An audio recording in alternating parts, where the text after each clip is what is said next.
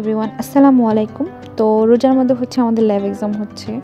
তো যদিও হচ্ছে দুপুরবেলা একটু পড়ার চেষ্টা করছিলাম, বাট খোদায় হচ্ছে পড়া হয় নাই। দেন হচ্ছে আমি সন্ধ্যার একটু আগে ইফতার বানানোর জন্য হচ্ছে আমি নুডলস নিয়েছি। তো আমি হচ্ছে কোরিয়ান স্পাইসি যে মিস্টার নুডলসের সেটা আজকে বানাবো। তো আমি হচ্ছে গরম পানিতে নুডলসটা সিদ্ধ দিয়ে দিই।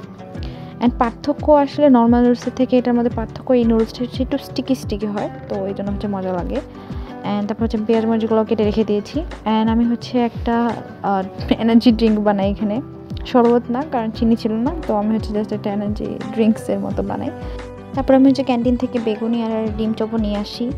খাইতে ইচ্ছা হচ্ছিলো অ্যাকচুয়ালি, যদিও টেস্ট বাসার মতো পাওয়া যায় না, বাট খাইতে ইচ্ছা করে ইফতারিতে হচ্ছে একটু বেগুনি চপ এগুলো খেতে ইচ্ছা করে। তো তারপর হচ্ছে নুডলসের জন্য আমি পেঁয়াজ মরিচ একটু হালকা ভেজে নিয়েছি, বেশি মুচমুচা করে নিই। তারপর ওখানে ডিমটা দিয়ে জাস্ট হচ্ছে ভেজে একটু হালকা একটু লবণ দিয়েছিলাম। তারপর নুডলসটা দিয়ে মশলাটা দিয়ে দিছি, অ্যান্ড মিক্স করলেই হচ্ছে নুডলসটা রান্না হয়ে যাবে।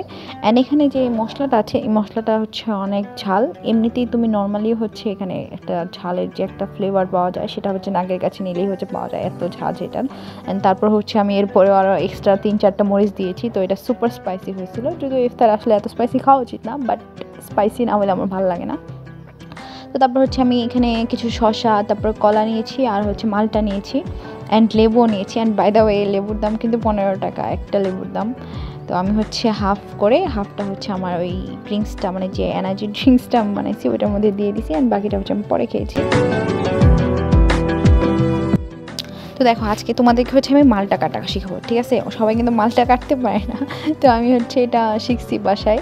তো প্রথমে হচ্ছে জাস্ট পুরাটা হাফ কাটবা না, হাফের থেকে একটু কম এক সাইডে কাটবা, তা একটা স্লাইস হবে ওখানে। তারপর যেটা একটা মাছ বরাবর তো ইয়া থাকে, তো ওইটাকে সাইড করে একটা কাটতে হবে। তারপর হচ্ছে ওইটাকে মাঝখান থেকে আলাদা করতে হবে, যেভাবে আর কি আমি দেখো ভিডিওতে দেখেছি। অ্যান্ড ওইটা হচ্ছে ফালানো যাবে না, ঠিক আছে? একটা মালটার দাম 70 টাকা, তো ওইটা ফেলা যাবে না, ওইটাও খেতে হবে।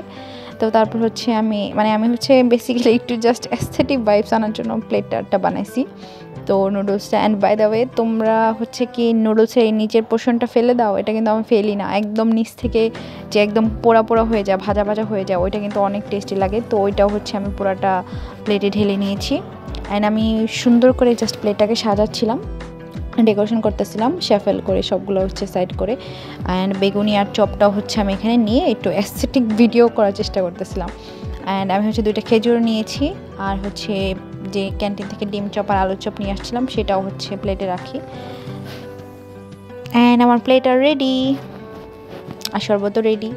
তো এই যে দেখো, যখন হচ্ছে এরকম ভিডিও বানাইতে যাই, ঢং করতে যাই, তখন হচ্ছে এরকম আশেপাশের পরিবেশ এরকম হয়ে যায়। এগুলো হচ্ছে পরে আমি ইফতারের পরে গোছাবো, কারণ এখন হচ্ছে আর টাইম ছিল না বেশি। তো আমার হচ্ছে ইফতার রেডি হয়ে গেছে। তো আমি এখন হচ্ছে জাস্ট একটু কিছু হালকা ক্লিপ নিই। আমি হচ্ছে এখানে ক্যামেরা স্ট্যান্ড রেখে একটা চেয়ারের ওপর প্লেট রেখে আমি এই জিনিসটা করছি, কারণ টেবিলের ওপর অনেক জিনিসপত্র ছিল, তো এই জন্য চেয়ারের উপরে রেখেই করছি, ব্যাপার না এটা। অ্যান্ড আমার ইফতার প্লেটার ইজ রেডি।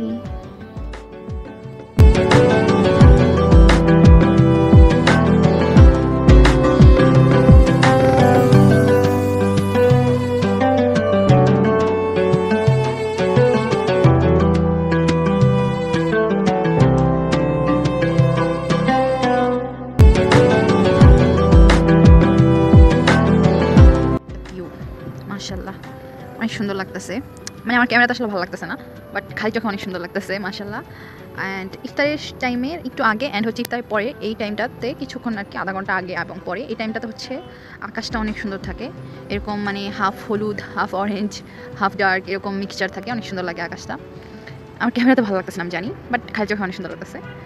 অ্যান্ড আমি হচ্ছে ছাদে আসছি একটু হাঁটাহাঁটি করতে অ্যাকচুয়ালি। এই যে এখান থেকে সংসদ দেখা যায়, আমার ক্যামেরাতে বাজে লাগে অ্যাকচুয়ালি। আচ্ছা, তো আমি হচ্ছে ছাদে আসছি একটু হাঁটাহাঁটি করতে, কারণ খাওয়া একটু বেশি হয়ে গেছে।